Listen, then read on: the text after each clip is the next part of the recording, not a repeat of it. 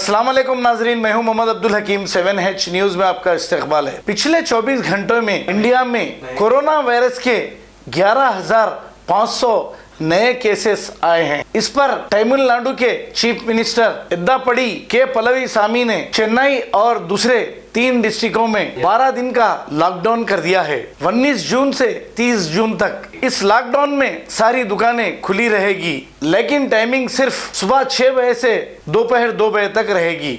आइए देखते हैं ये रिपोर्ट।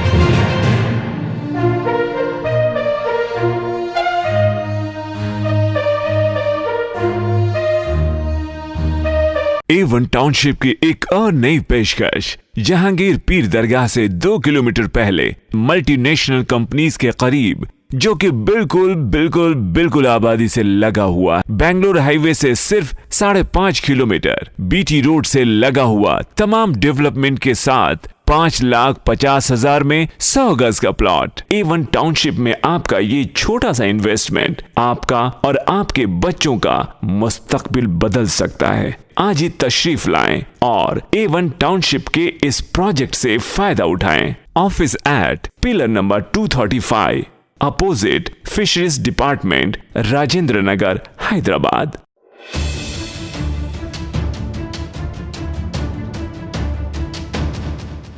खबर है शहर की, खबर है गाँव की, खबर है सारी दुनिया की। 7H न्यूज पसंद आए तो लाइक कीजिए, शेयर कीजिए और सब्सक्राइब करना ना भूलें। 7H news.